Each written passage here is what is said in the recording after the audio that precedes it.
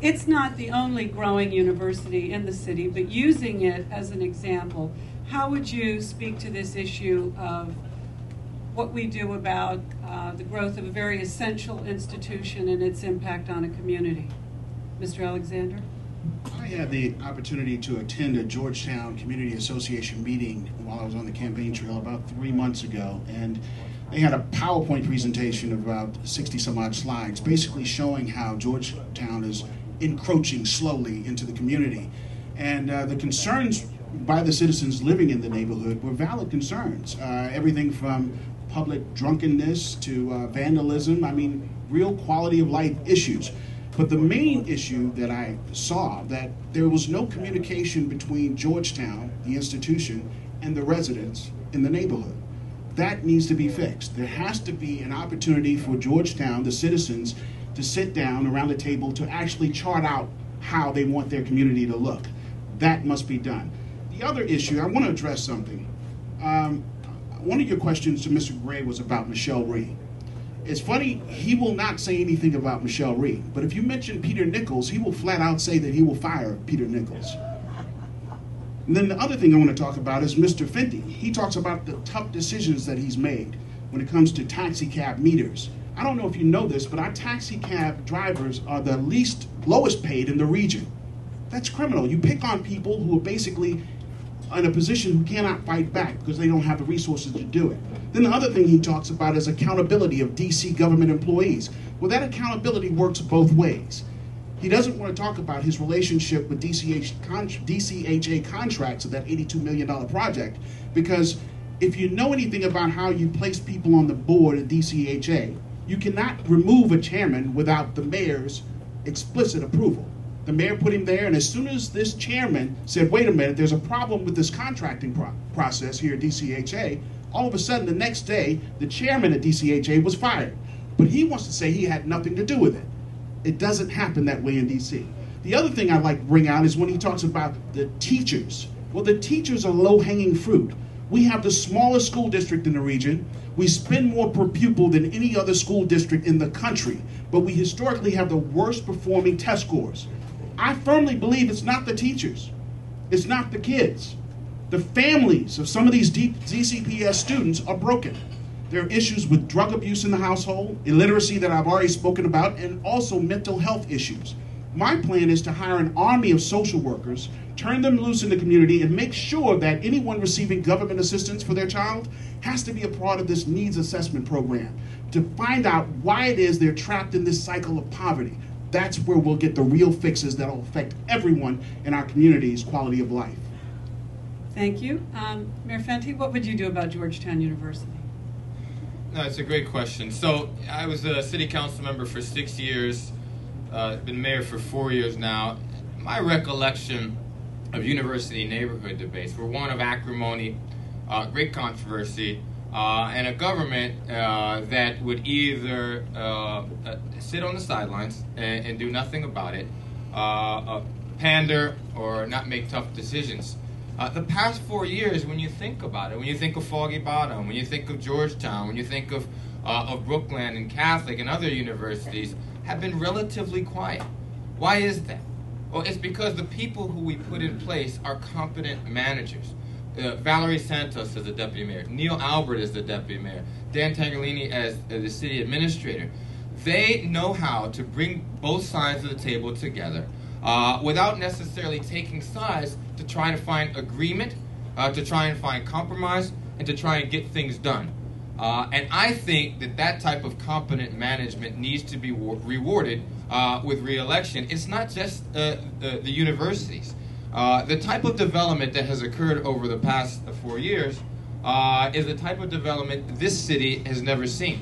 Take, for example, the streetcars on 8th Street and in Anacostia. Always discussed, always planned, always studied, but never implemented. These are revitalizing neighborhoods at warp speed. These are providing support to neighborhoods. What we've done here in the circulator and extending it in the neighborhoods is making businesses feel good about being in DC. 4 years ago, the #1 concern that you heard about economic development east of the river was what? that there hadn't been a grocery store in Ward 8 for 20 years. Not a new one, mind you, none. Not any grocery store for our neighbors who live in Ward 8. We've already got a new Giant open on Alabama Avenue, right by Stanton Road, and we've got a new Yes grocery store that has opened right under new affordable housing on Pennsylvania and Minnesota. We've taken great strides to put new recreation centers east of the river. 4 in Ward 8, 2 in Ward 7. There's a sit-down rest steakhouse right in downtown Ward 7. New residential building coming up. There's fantastic projects happening like DCUSA, Arena Stage, Southwest Waterfront. All of these great projects are happening because our administration is out doing the work, not pandering, not trying to tell people what they want to hear, but making the tough decisions and showing competent management. And I remind everybody, which you're already aware of, in the midst of an 80-year recession, we've been able to make, in 4 years, probably more economic development in a similar time than any other city, not in the country, but our city ever has. I urge all of you to say, yes, there's always more to be done. You know, my two opponents are fantastic at criticizing people, but we're not hiring a chief nitpicker. We're hiring a mayor. And a mayor needs to show leadership. A mayor needs to get things done. A mayor needs to be results-oriented. A mayor needs to effectuate change. Even our strongest, most critical polls have showed that we are at a 65% level, doing great things, making things happen. I urge you to continue it for 4 more years. Thank you, Mr. Mayor. Chairman Gray, we're talking about Georgetown University. Are we really? Well, at least that's what we talk about all the time here in Georgetown. I thought we were talking about the universe. Well, first of all, I think many of the problems that the Georgetown University community, and I include the university community in that, is experiencing are being felt by other university communities as well. American University, Howard University, and of course, for many years, George Washington University, which I'm a graduate, I went to undergraduate and graduate school at GW. The relationship between the university and Foggy Bottom has been at best a strained one. And a lot of that has been around the growth and development of the university and its efforts to continue to expand and not work effectively well with the community. I think part of this starts with the zoning commission. A zoning commission that ultimately makes decisions on the 10-year and 15-year plans, if you will, of each university. And that then begins with a mayor who appoints officials to the zoning commission who really bring a balance. The mayor sent over 3 nominees, all of whom were developers, to the council. And I worked with my colleagues, and we steadfastly refused to appoint 3 developers because the danger then is that the community's concerns will never be heard. We appointed one of those people. The other spot is now continuing to be occupied by a person who represents the community and who serves as chair of the zoning commission. That's Anthony Hood. So first and foremost, I think it's having a zoning commission that all concerned parties can look to as being balanced and fair.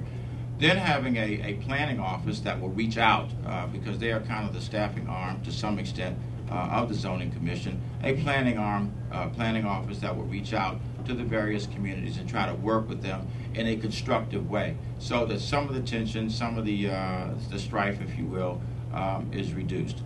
One of the things that has emanated from a process, and I've been very involved in it, like I just described, is that over in Brookland, where Catholic University is located.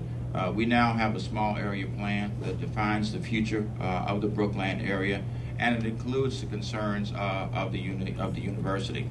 Frankly, one of the things I think about Georgetown University is that if they want to expand their housing, they ought to do it on the campus and not in the community. Because those, almost by definition, the people who live in university housing are transient. They're really not citizens of the District of Columbia, and we need to preserve the city for the folks who live in the District of Columbia. And finally, we hear the mayor often talk about being a chief nitpicker. I'm sure he would know, because he just unmercifully criticized Anthony Williams, who I thought did a good job. There was nothing that Anthony Williams did that wasn't subjected to the mayor's criticism when he was a council member and then ultimately a candidate for mayor in the District of Columbia, including criticizing a baseball stadium and then took the baseball tickets for himself when he became the mayor. Thank you, Chairman Gray.